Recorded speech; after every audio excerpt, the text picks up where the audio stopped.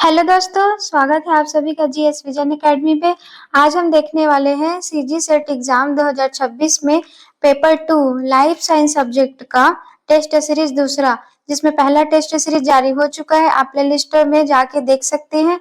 आज का हमारा टॉपिक रहेगा सेलुलर ऑर्गेनाइजेशन। ठीक है दोस्तों, और आप चैनल में जुड़े रहिए और आपको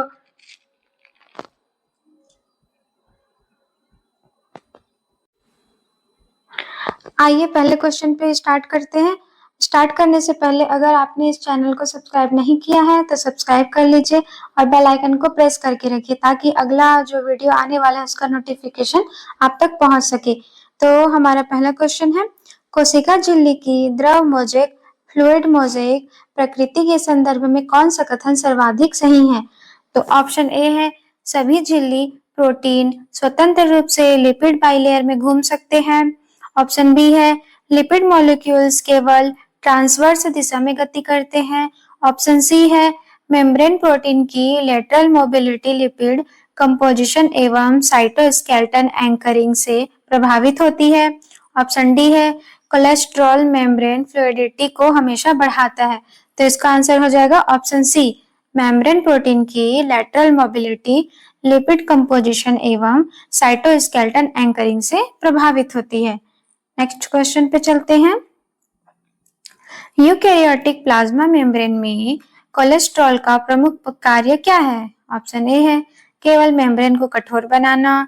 बी है केवल मेम्ब्रेन परमिबिलिटी बढ़ाना। ऑप्शन सी है तापमान के अनुसार मेम्ब्रेन फ्लूइडिटी को बफर करना। ऑप्शन डी है एटीपी सिंथेसिस करना। तो इसका आंसर हो जाएगा ऑप्शन सी, तापमान के अनुसार मेम्ब्रेन फ्लूइडिटी को बफर करना। नेक्स्ट क्वेश्चन है, किसी इंटीग्रल मेम्ब्रेन प्रोटीन को डिटर्जेंट द्वारा सॉल्युबलाइज करने पर सामान्यतः क्या होता है?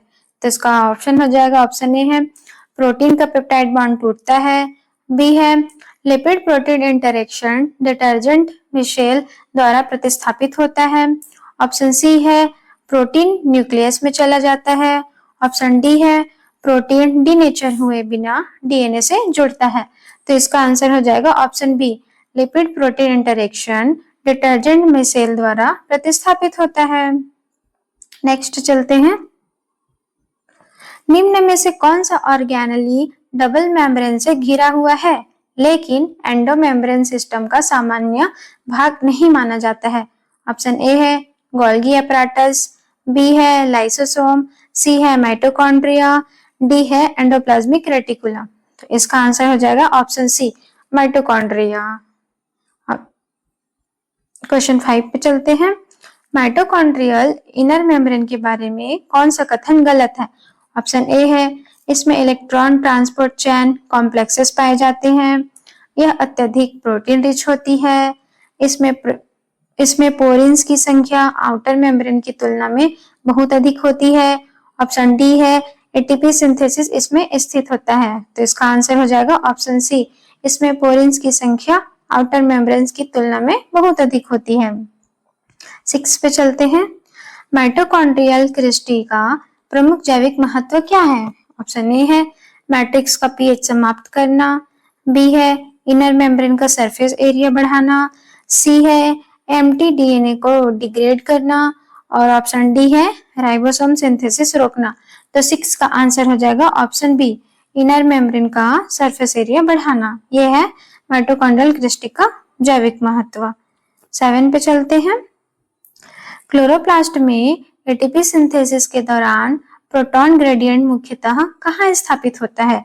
ऑप्शन ए है स्ट्रोमा से थैलेकॉइड ल्यूमेन की ओर, ऑप्शन बी है थैलेकॉइड ल्यूमेन से स्ट्रोमा की ओर, ऑप्शन सी है साइटोसोल से स्ट्रोमा की ओर, ऑप्शन डी है न्यूक्लियस से क्लोरोप्लास्ट की ओर। तो इसका आंसर हो जाएगा ऑप्शन ए, स्ट्रोमा से थैलेकॉइड ल्यूमेन की ओर।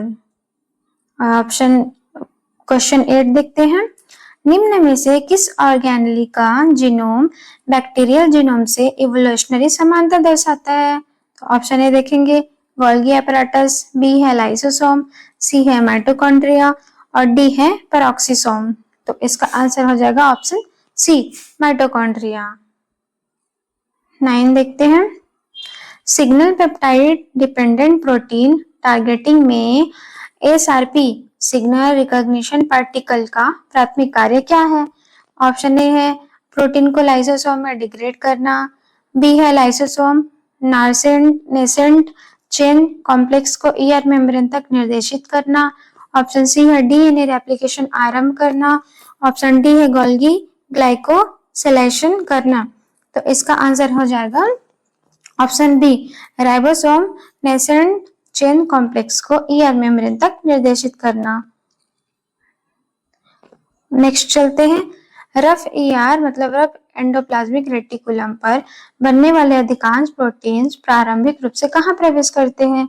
तो ऑप्शन ए है ईआर ल्यूमेन अथवा ईआर मेम्ब्रेन, बी है गोल्गी मैट्रिक्स, सी है लाइसोसोमल ल्यूमेन और डी है माइटोकॉन्ड्रियल मैट्रिक्स। तो इसका आंसर हो जाएगा ऑप्शन ए ईआर ल्यूमेन अथवा ईआर मेम्ब्रेन। अगर दोस्तों आप सभी इसका पीडीएफ पाना चाहते हैं टेलीग्राम में जरूर जुड़िए। इस वीडियो में मैं आपको टेलीग्राम का लिंक प्रोवाइड कर दूंगी। 11 क्वेश्चन देखते हैं। गोल्गी एपराटस में सिस गोल्गी नेटवर्क का प्रमुख संबंध किससे है? ऑप्शन ए है प्लाज्मा मेम्ब्रेन से एंडोसाइटोसिस, ऑप्शन बी है ईआर से आने वाले वेसिकल्स के रिसेप्शन से, ऑप्शन सी है डीएनए रेप्लिकेशन से, ऑप्शन डी है एटीपी सिंथेसिस से। इसका आंसर हो जाएगा ऑप्शन बी ईआर से आने वाले वेसिकल्स के रिसेप्शन से। नेक्स्ट चलते हैं। मैनो6 फास्फेट टैगिंग मुख्यतः किस प्रकार के प्रोटीन्स के टारगेटिंग से संबंधित है?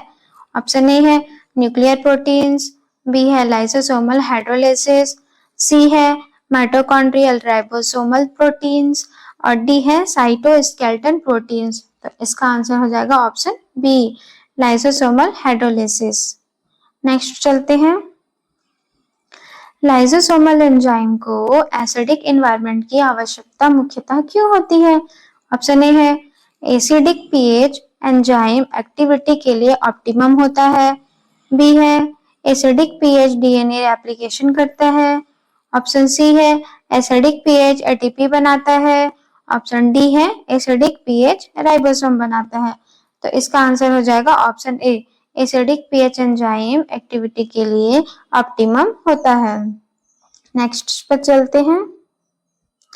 लाइसोसोम का मेम्ब्रेन डैमेज होने पर सेलुलर डैमेज का प्रमुख कारण क्या हो सकता है? ऑप्शन ए है न्यूक्लियर डीएनए का तुरंत रेप्लिकेशन, बी है हाइड्रोलाइटिक एंजाइम का साइटोप्लाज्मिक में रिलीज और सी है एटीपिक सिंथेसिस का एक्टिवेशन, ऑप्शन डी है राइबोसोम का निर्माण। तो इसका आंसर हो जाएगा ऑप्शन बी हाइड्रोलाइटिक एंजाइम का साइटोप्लाज्मा में रिलीज। नेक्स्ट चलते हैं। पेरोक्सिसोम और लाइसोसोम में प्रमुख अंतर क्या है? ऑप्शन ए है पेरोक्सिसोम में ऑक्सीडेटिव रिएक्शन प्रमुख होती है जबकि लाइसोसोम में हाइड्रोलाइटिक डाइजेशन, बी में दोनों केवल प्रोटीन सिंथेसिस करते हैं, ऑप्शन सी है लाइसोसोम में डीएनए रेप्लिकेशन होता है और ऑप्शन डी है पर ऑक्सीसोम में केवल आरएनए सिंथेसिस होता है। तो 15 का आंसर हो जाएगा ए पर ऑक्सीसोम में ऑक्सीडेटिव रिएक्शन प्रमुख होती है जबकि लाइसोसोम में हाइड्रोलाइटिक डाइजेशन। ठीक है, ये इसका आंसर हो जाएगा। अब 16 को देखते हैं। कैटालेज एंजाइम का प्रमुख सेलुलर लोकलाइजेशन क्या है? तो इसका क्या है? ऑप्शन ए है लाइसोसोम, बी है पेरोक्सिसोम, सी है गोल्गी एपराटस और डी है न्यूक्लियस। तो 16 का आंसर हो जाएगा ऑप्शन बी। किसका आंसर? पेरोक्सिसोम। 17 में चलते हैं। साइटोस्केलेटन के संदर्भ में सही क्रम कौन सा है? सबसे बड़े से सबसे छोटे डायमीटर के आधार पर बताइए। तो ऑप्शन ए है माइक्रोफिलामेंट, बड़ा उससे छोटा है इंटरमीडिएट फिलामेंट, उससे छोटा कौन सा है? माइक्रोट्यूब्यूल। ऑप्शन बी है माइक्रोट्यूब्यूल, उससे छोटा इंटरमीडिएट, उससे छोटा माइक्रोफिलामेंट और ऑप्शन सी है इंटरमीडिएट फिलामेंट, उससे छोटा माइक्रोट्यूब्यूल, उससे छोटा माइक्रोफिलामेंट। ऑप्शन डी है माइक्रोफिलामेंट, उससे छोटा माइक्रोट्यूब्यूल, उससे छोटा इंटरमीडिएट फिलामेंट। तो 17 का आंसर हो जाएगा बी माइक्रोट्यूब्यूल सबसे बड़ा, उससे छोटा इंटरमीडिएट फिलामेंट, उससे छोटा क्या है? माइक्रोफिलामेंट, ये है इसका आंसर। 18 को देखते हैं। माइक्रोट्यूब्यूल्स के निर्माण में प्रमुख स्ट्रक्चरल प्रोटीन कौन सा है? ए है एक्टिन, बी है केराटिन, सी है ट्यूबुलिन और डी है मायोसिन। तो 18 का आंसर हो जाएगा ऑप्शन सी, क्या हो जाएगा? ट्यूबुलिन हो जाएगा। ठीक है, अब 19 चलते हैं। माइक्रोफिलामेंट्स मुख्यतः किस प्रोटीन के बने होते हैं? तो कौन से प्रोटीन के ऑप्शन देख लेते हैं। ए है एक्टिन, बी है ट्यूबुलिन, सी है लैमिन और डी है डाइनिन। तो 19 का आंसर हो जाएगा ऑप्शन ए, एक्टिन। तो माइक्रोफिलामेंट मुख्यतः किस प्रोटीन से बने? तो एक्टिन प्रोटीन से बने होते हैं। नेक्स्ट चलते हैं।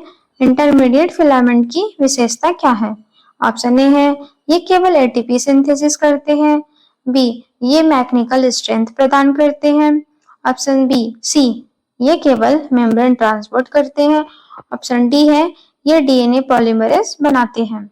तो इसका आंसर हो जाएगा ऑप्शन बी, ये क्या है? ये मैकेनिकल स्ट्रेंथ प्रदान करते हैं। 21 देखते हैं। काइनेसिन सामान्यतः माइक्रोट्यूब्यूल पर किस दिशा में कार्गो ट्रांसपोर्ट करता है? ए है माइनस एंड की ओर, बी है प्लस एंड की ओर और सी है रैंडमली और डी है केवल न्यूक्लियस की ओर। तो 21 का आंसर हो जाएगा ऑप्शन बी, प्लस एंड की ओर। नेक्स्ट है डाइनिन का सामान्य इंट्रासेलुलर ट्रांसपोर्ट डायरेक्शन क्या है? ऑप्शन ए है माइक्रोट्यूब्यूल प्लस एंड की ओर, बी है माइक्रोट्यूब्यूल माइनस एंड की ओर, ऑप्शन सी है एक्टिन प्लस एंड की ओर, ऑप्शन डी है ईआर से गोल्गी की ओर। तो 22 का आंसर हो जाएगा option B, microtubule minus end की ओर।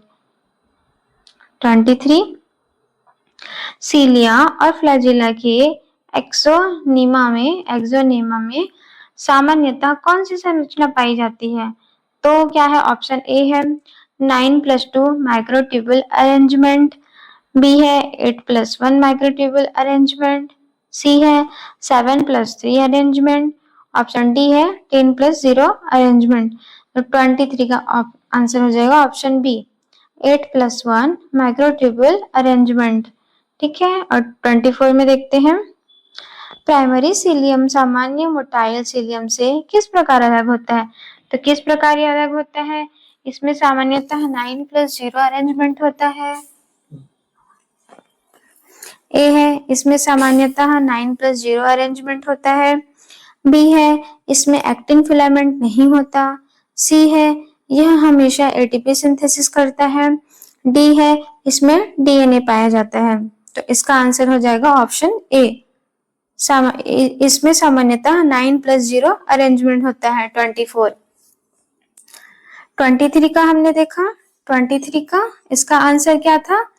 23 का भी आंसर क्या था? ए था, 9+2 माइक्रोट्यूब्यूल अरेंजमेंट का। 24 हो गया। 25 पे चलते हैं। न्यूक्लियर पोर कॉम्प्लेक्स का प्रमुख कार्य क्या है? ऑप्शन ए है केवल डीएनए रेप्लिकेशन, बी है न्यूक्लियस और साइटोप्लाज्म के बीच सेलेक्टिव ट्रांसपोर्ट, सी है एटीपी सिंथेसिस और डी है राइबोसोम डिग्रेडेशन। तो 25 का आंसर हो जाएगा ऑप्शन बी, न्यूक्लियस और साइटोप्लाज्म के बीच सेलेक्टिव ट्रांसपोर्ट करना। 26 देखते हैं। न्यूक्लियर लोकलाइजेशन सिग्नल एनएलएस वाले प्रोटीन को न्यूक्लियस में ले जाने में कौन सा प्रोटीन महत्वपूर्ण है? तो ए है इम प्रोटीन, बी है मायोसिन, सी है कैटालेस और डी है क्लैथरिन। तो 26 का आंसर हो जाएगा ऑप्शन ए, इम प्रोटीन हो जाएगा। नेक्स्ट चलते हैं। न्यूक्लियोलस का प्रमुख कार्य क्या है? ऑप्शन ए है लिपिड सिंथेसिस, बी है आरआरएनए सिंथेसिस एवं राइबोसोमल सबमिट असेंबली, सी है एटीपी सिंथेसिस, डी है फैटी एसिड ऑक्सीडेशन। तो 27 का आंसर हो जाएगा ऑप्शन बी, आरआरएनए सिंथेसिस एवं राइबोसोमल सब यूनिट असेंबली। 27 पे चलते हैं। यूक्रोमेटिन के बारे में कौन सा कथन सही है? ऑप्शन ए है अत्यधिक कंडेंस्ड एवं ट्रांसक्रिप्शनली इनएक्टिव होता है। बी है अपेक्षाकृत कम कंडेंस्ड और ट्रांसक्रिप्शनली एक्टिव होता है। सी है केवल सेंट्रोमियर में पाया जाता है। ऑप्शन डी है केवल माइटोकॉन्ड्रियल डीएनए से बना होता है। तो 28 का आंसर हो जाएगा ऑप्शन बी, अपेक्षाकृत कम कंडेंस्ड और ट्रांसक्रिप्शनली एक्टिव होता है। नेक्स्ट पे चलते हैं 29। हेटेरोक्रोमेटिन सामान्यतः क्या है पूछ रहे हैं। तो ऑप्शन ए है अधिक कंडेंस्ड होता है। बी है ट्रांसक्रिप्शनली अधिक एक्टिव होता है। ऑप्शन सी है केवल साइटोप्लाज्म में पाया जाता है। ऑप्शन डी है केवल राइबोसोम में पाया जाता है। देखिए दोस्तों, आप भी सबका आंसर बनाने की कोशिश करिए। जितना क्वेश्चन आपसे बन पाते हैं आप कमेंट करके जरूर बताइएगा, और अगर नहीं बन पाता तो आप तैयारी में लग जाइए, अच्छे से तैयारी करिए। 13 है सेल जंक्शन में टाइट जंक्शन का प्रमुख कार्य क्या है। ऑप्शन ए है कोशिकाओं के बीच पैरासेलुलर लीकेज को नियंत्रित करना। बी है एटीपी सिंथेसिस। सी है डीएनए रेप्लिकेशन और डी है माइक्रोट्यूबुल फॉर्मेशन। ये तो 30 का आंसर हो जाएगा ऑप्शन ए, कोशिकाओं के बीच पैरासेलुलर लीकेज को नियंत्रित करना। नेक्स्ट पे चलते हैं। डेस्मोसोम मुख्यतः किससे संबंधित है। ऑप्शन ए है मैकेनिकल एडेशन। बी है प्रोटीन सिंथेसिस। सी है लिपिड सिंथेसिस और डी है डीएनए रिपेयर। तो 31 का आंसर हो जाएगा, 31 का आंसर है ऑप्शन ए। 31 का आंसर क्या हो जाएगा ऑप्शन ए, मैकेनिकल एडेशन। ठीक है, अब नेक्स्ट पे चलते हैं 32। गैप जंक्शन में इंटरसेलुलर कम्युनिकेशन किस संरचना द्वारा होती है। तो ऑप्शन ए है कनेक्शंस, कनेक्सॉन्स, डेस्मीन, इंटरग्रेनिन्स, इंटेग्रीन्स, क्लेथरिन। तो 32 का आंसर क्या हो जाएगा, 32 का हो जाएगा ए, है ना। क्या हो जाएगा, कनेक्शंस हो जाएगा, कनेक्सॉन्स है। ठीक, इसका आंसर 33 को देखते हैं। प्लांट सेल में प्लाज्मोडेस्माटा का प्रमुख कार्य क्या है। ए है पड़ोसी कोशिकाओं के साइटोप्लाज्म के बीच कम्युनिकेशन एवं ट्रांसपोर्ट। बी है केवल सेल्यूलोज सिंथेसिस। सी है केवल डीएनए रेप्लिकेशन और डी है केवल एटीपी हाइड्रोलिसिस। तो 33 का आंसर हो जाएगा ऑप्शन ए, पड़ोसी कोशिकाओं के साइटोप्लाज्म के बीच कम्युनिकेशन एवं ट्रांसपोर्ट। ये जो हमारे प्लांट सेल में प्लाज्मोडेस्माटा का कार्य होता है। 34 को देखते हैं। एंडोसाइटोसिस में क्लैथरीन कोटेड वेसिकल्स का प्रमुख संबंध किससे है। ऑप्शन ए है रिसेप्टर मीडिएटेड एंडोसाइटोसिस। बी है डीएनए ट्रांसक्रिप्शन। सी है माइटोकॉन्ड्रियल रेप्लिकेशन। डी है राइबोसोम असेंबली। तो 34 का आंसर हो जाएगा option A, receptor mediated endocytosis.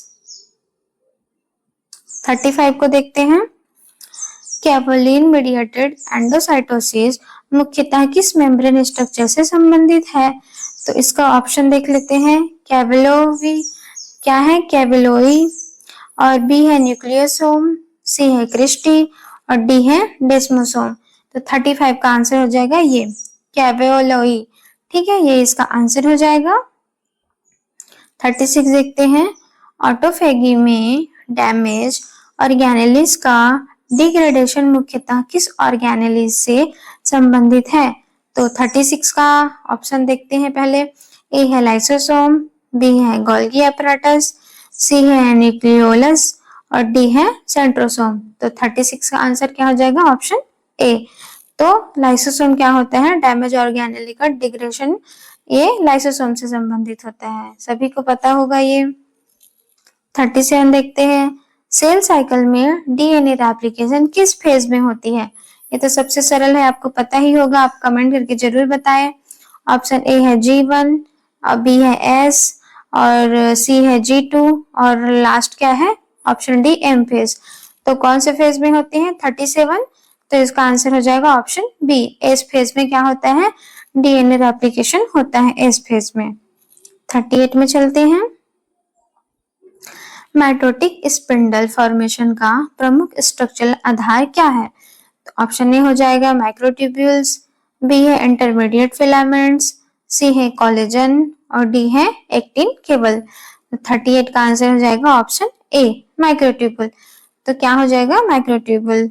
Next देखते हैं 39 सेंट्रोसोम के बारे में कौन सा कथन सही है? ऑप्शन ए है यह माइक्रोट्यूब्यूल ऑर्गेनाइजिंग सेंटर के रूप में कार्य करता है, बी है यह लाइसोसोमल एंजाइम बनाता है, सी है यह डीएनए को रेप्लिकेट करता है, ऑप्शन डी है यह केवल प्लांट सेल में पाया जाता है। तो 39 का हो जाएगा ऑप्शन ए, यह माइक्रोट्यूब्यूल ऑर्गेनाइजिंग सेंटर के रूप में कार्य करता है। तो ये क्या है सेंट्रोसोम के बारे में सही है।